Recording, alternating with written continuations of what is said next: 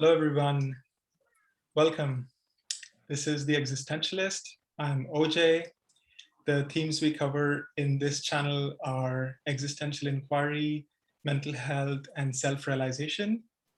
In this series, I have conversations with people who are experts in their field about things that I find personally very meaningful and things where these people have gone through their own journeys and have amazing things to share with us. I am super excited today to be having Abhishek Morye. Uh, Abhi is my childhood best friend. I know him since the age of 3. I have seen him transform over the years through his ups and downs, and um, it is amazing to see him now being a yoga teacher. Um, he's already had so many students and is continuing to grow in his personal as well as professional practice.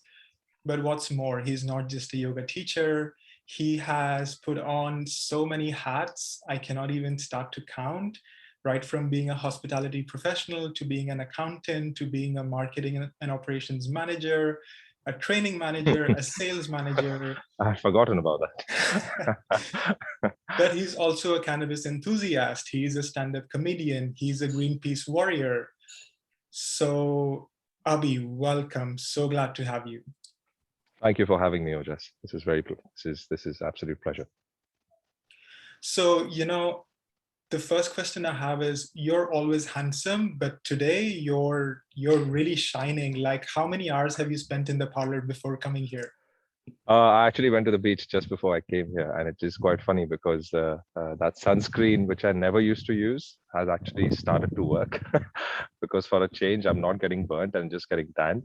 The British sun can be very, very harsh on any skin, not just the British skin. And I was just very kind to myself, put some sunscreen on, did a bit of swimming, so that's part of the reason why I'm shining. All the cobwebs are gone. Went for some swim. Went for a swim with some friends, and now I'm just here. I was really looking forward to this conversation. Wonderful. Once again, so glad to have you and shining as always. Uh, so, yes, tell us what got you into yoga and teaching yoga. Um, in a nutshell, a breakup. uh, there was a moment where I got into this wellness practice about 4 years ago. And part of the reason why I started practicing it is because when I started practicing it myself, it just made me feel like a different person to an extent where I was coming from a place of happiness. All my thoughts were coming from a place of contention. There was no sort of expectation, and that's the emotion that I always took away from a particular class. So when I started eventually making things, took it a bit to the next level and started teaching it myself, there was a sense of gratitude where whenever you feel what you feel, if you're able to share that with others and others are also able to feel what you feel, it's incredible. There's not a better place to be than to be able to leave a positive impact on people's lives. Awesome. Thank you for sharing that. Uh, I've seen your journey through being a not even a yoga enthusiast, but being somebody who is keen and curious about yoga and attending those yoga classes. I remember you used to go for several years. You did this teach the teacher long course, Yeah, it was a and then 2 week course. starting out. Right. And then starting out to do your sessions one by one, and then signing up with this yoga center, I think in Cornwall, to now doing it Yes, online. yes. So, can you tell us a little bit about the journey and what it's like to be a teacher, and especially doing it online these days? Especially during the lockdown.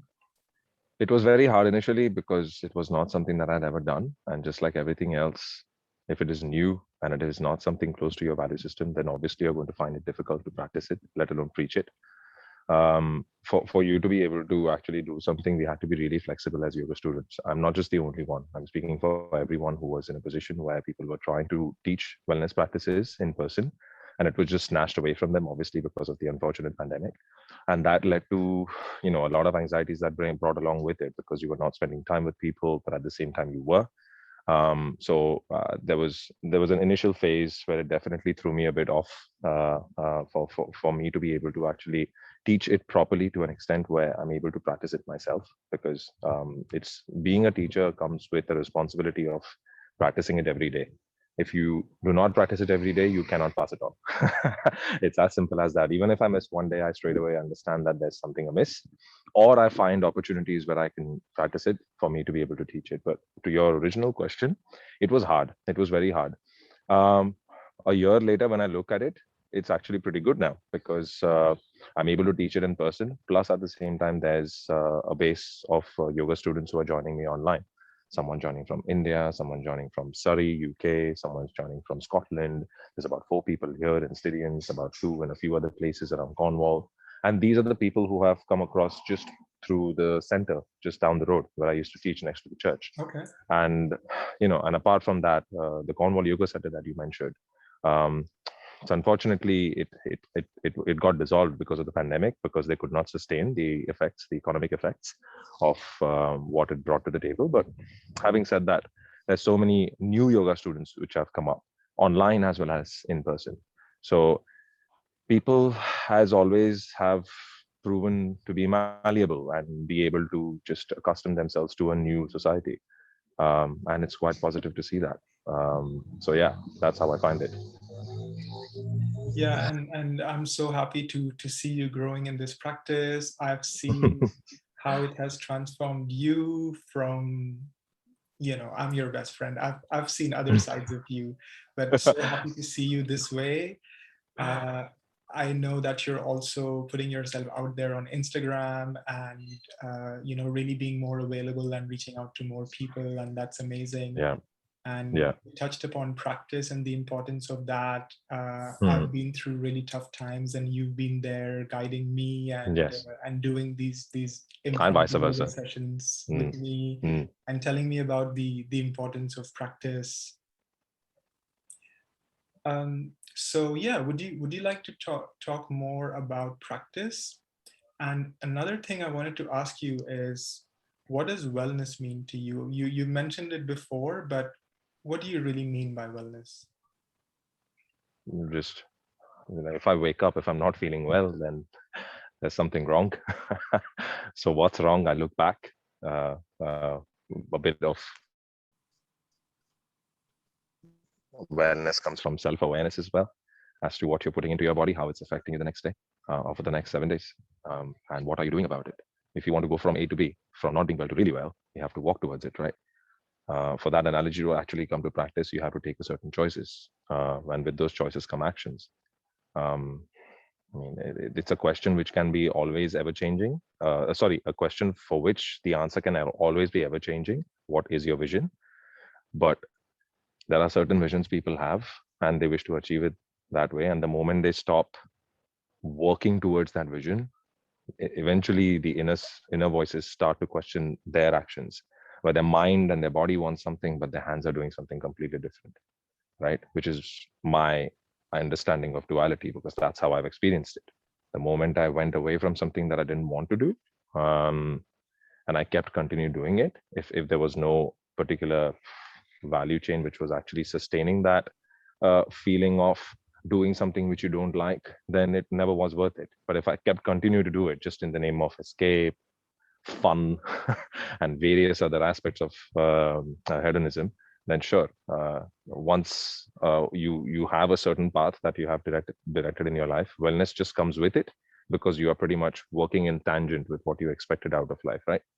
um, every time I stop practicing yoga, every time I start consuming any psychotropic or psychoactive substances, be it alcohol or be it unfortunate amounts of drugs, which I've never done before, but just saying, I know people who have, and they have experienced that, or myself, when I use over like if I use tobacco or if I use something else, which is going to take me away from myself, even coffee sometimes.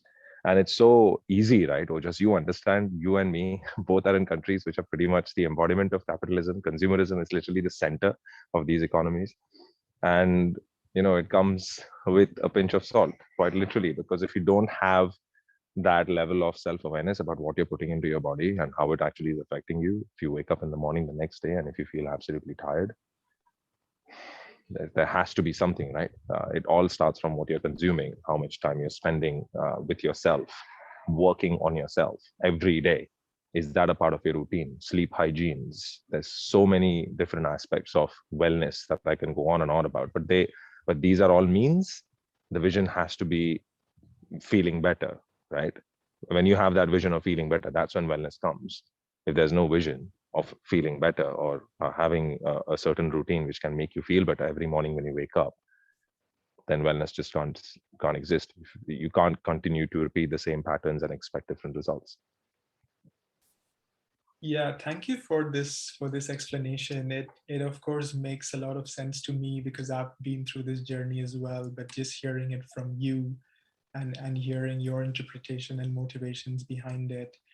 Yeah, And you mentioned the mind and the body, and I know that you practice and preach a very certain kind of yoga, which is body and brain yoga.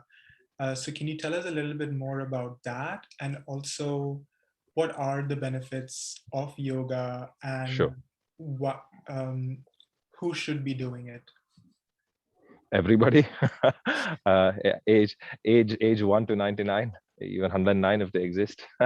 Everyone and anyone should pretty much practice. So I have a 3-year-old son.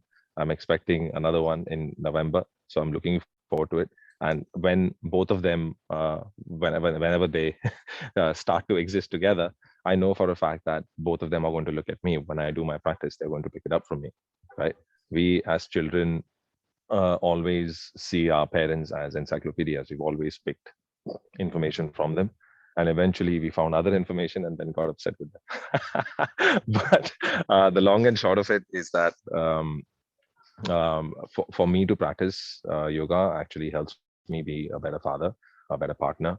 I think it's very important that when I leave a legacy behind, it has to come from a place of peace and tranquility and love and self-awareness, and not the other way around of ignorance and resentment, because it comes from a place of not taking care of yourself.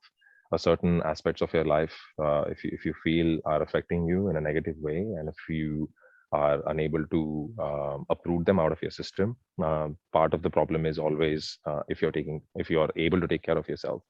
When you practice, whichever form, right? Body or brain, Tai Chi, Qigong, Ashtanga, Vinyasa, Vikrama, there's so many different forms. But any form of yoga that you practice, you will realize that you're in a much better position to make decisions, to be a bit more productive. Because there's a concept of power of creation. So you can go to the gym, all right, and you can create a lot of power, right?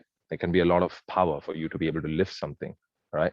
Now, if you're not able to channel that power here and here combined in context of not just yin yang, but bringing your mind and body together to be able to concentrate at a certain level, a certain time, you most of the times are not in a position to take the right decisions, purely because you're not creating, you're just becoming powerful. When you do yoga, you don't worry about the sequence in which you're going to do them, the the how much time it will take, how many hours have you not spent in not doing it, and cursing yourself on the procrastination that came before it. But Oh, yeah. you actually just do it coming from a place of happiness and be happy about it once it's done. So that's part of the reason why I always when I have conversations with people, I don't go out and tell people that everyone should do yoga and everything. But when I'm asked this question, I definitely say this from a place of experience, that the moment I am not practicing it and the moment I'm stopping myself from teaching it, which has happened a few times during the lockdown, it has taken that toll on my mental health, and eventually my child's mental health, my partner's mental health, my parents' mental health. Because if you can't be there for someone without not being there for yourself, as cliched as that statement is, You have to come back to yourself every day. Spend some time with yourself every day. That's the only way you can bring yourself, make yourself available for the world, to make a better place. So yes, it definitely comes from a place of altruism, and at the same time, feeling happiness. Yeah, yeah, it's really amazing how you can relate it to yourself. And so whatever your offering is coming from inside and from your own experience, and you're not just a yoga teacher, but you're also an ambassador and an enthusiast of yoga. So that actually ties into my next question, which is, why are you doing this? Why am I doing this? I'm doing this because there's a lot at stake. I think this question was asked by two other friends, which makes us the Fantastic Four. And those two friends asked me that question when I met them in London. We have two common friends between us, and we've spent a lot of time together. So when I spoke to them, they asked me that question, why are you doing this? And my answer still stays the same, which is I have never experienced the amount of joy from being a parent the way I have. Like there's you can't really put a finger on and say that this is the reason why I am doing what I'm doing. Um, Part of the reason which I feel is extremely important for me is being there for people comes from a place of gratitude. If you are judging people for the way they are and you are disconnecting yourself from them based on how much fear you feel because of their actions, um, to me that just doesn't sit right with me. Like, as I've seen people who are in trouble, and I've seen people who are not in trouble, but at the same time, the face they show compared to what they actually are, you can tell the difference, right? You can see, you can see. There's a certain sense which you develop over time once you start, working on yourself, and you straight away understand that there are certain aspects of this person who there are struggles which this person is going through, and I've managed to make those connections. There's so many friends who I have made here, and as law of attraction continues to prove itself, I've attracted families with children as friends because you connect with them more because you have a lot in common. And at the same time, there's a level of understanding as to there are certain aspects of people who they are going through. You have experienced them yourself, and you can straight away empathize with that situation. My true vision is to definitely make myself better every day with this practice, but at the same time it has to be practiced on other people as well. You can't just put the shutter down and walk away. It's not a job. It's a philosophy, it's a practice, it's the existence itself. And you can't stop doing it because you feel great because of it, and the vision has never changed ever since. That's such a selfless vision, and you mentioned altruistic. uh, we've talked about this before as well, and you feel really moved to help others, and you see this very much as an act of service rather than uh, some kind of business that you're doing, and you really care about the improvement of others. And I also want to find myself where I don't have to go into a job which I don't want to do. Because the ultimate goal is to be happy with what you do, right? That's what I was taught as a child. We come from the same school, we've known each other since age 2. That's ridiculous. But the point is that we've come from the same school of thought, right? Where you have to do something which makes you feel happy. I have tasted the blood of the human, the blood of the tiger, whatever you want to call it. But I have felt it. I have been clean, and I continue to stay clean for that reason, right? And those changes come from a place of how angry I feel, and angry that anger is sort of so I straight away kind of come from a place of being aware that how angry I can be, and how disconnected I feel from myself, from my family. And just it's like, think about this, Ojas, right? When I moved away from Mumbai to London to Cornwall, just like yourself, and you moved away from Mumbai to UK to Canada, right?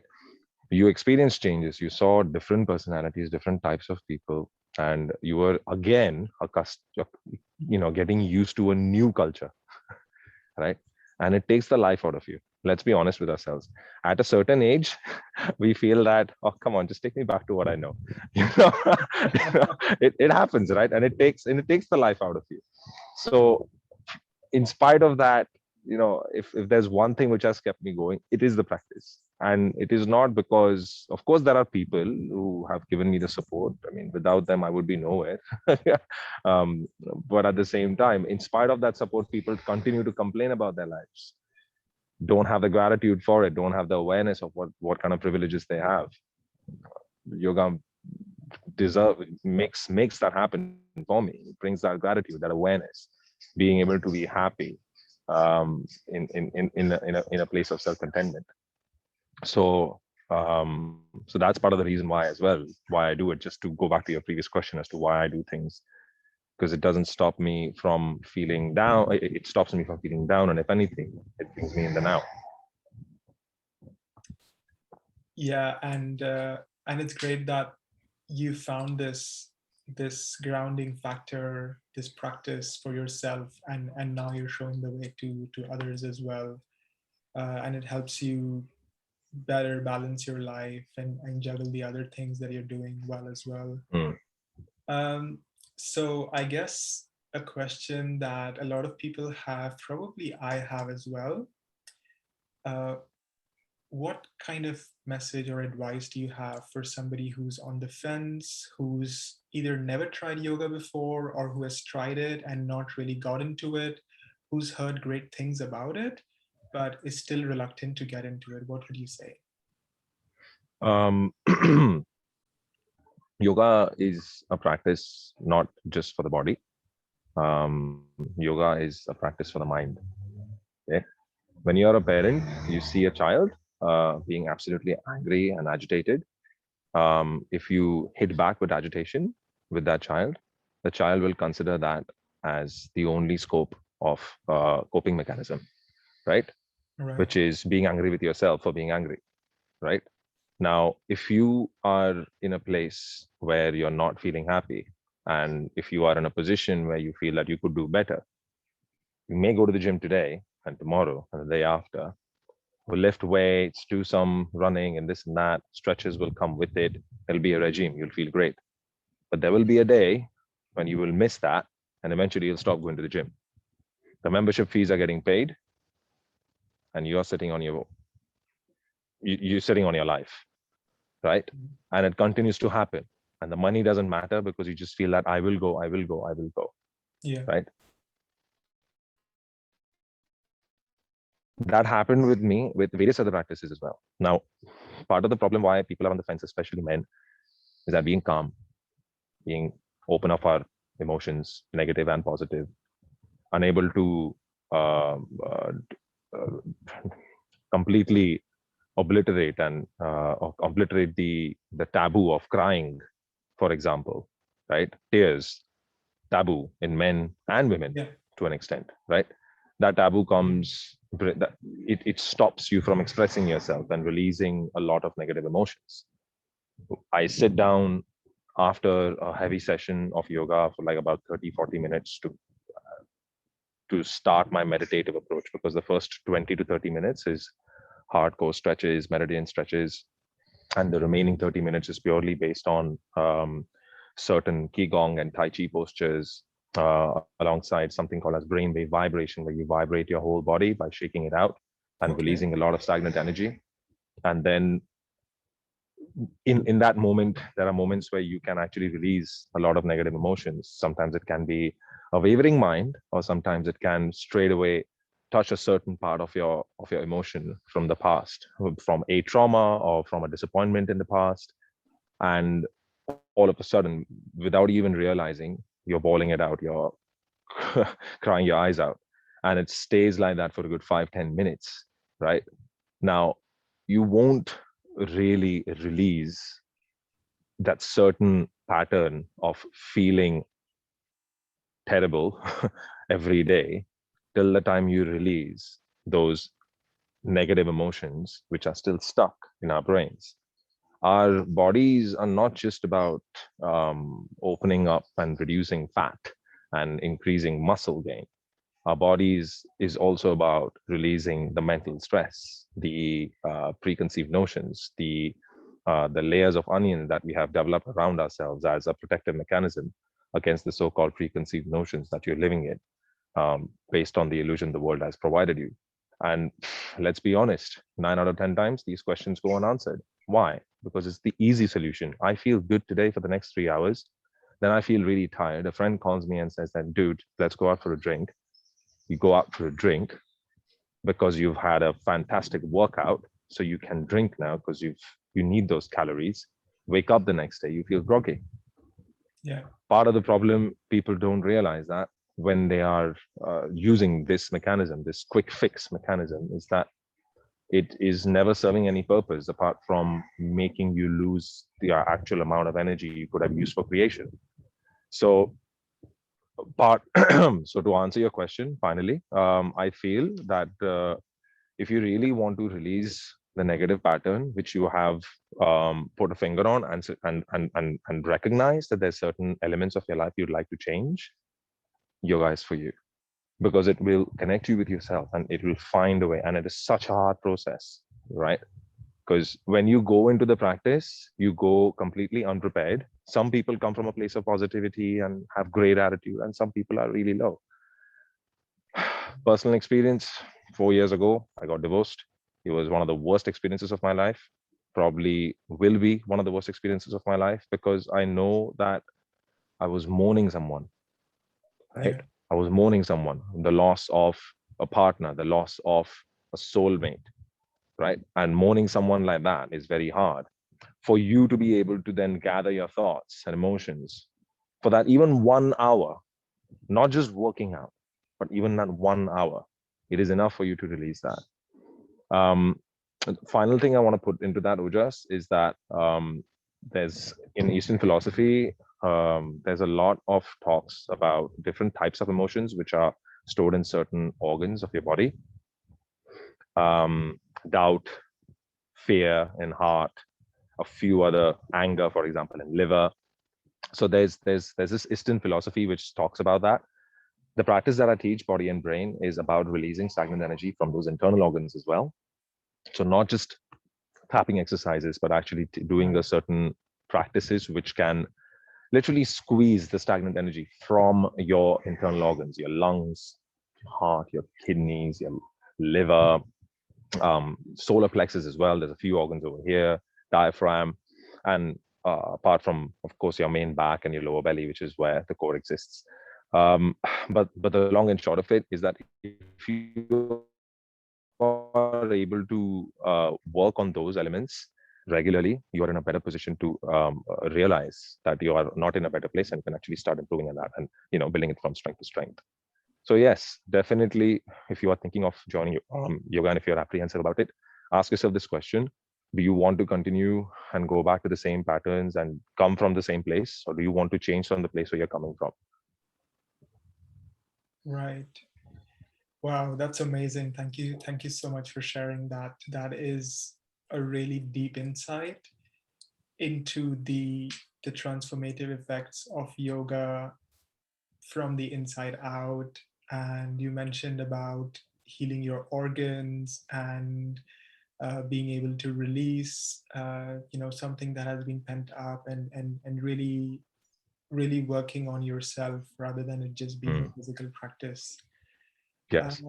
and it really speaks about how much of your work and energy has gone into it, both from the personal experience, the learning, the research that you've done. So yeah, thank you for sharing that. um, and just a final question: if somebody wanted to start their yoga journey and through that their self transformation journey today, right now, where can they go? Is it something that you're offering? Is it some video they can watch, or something that they can read on, or something that they can just start right now at home? Find a person who you trust.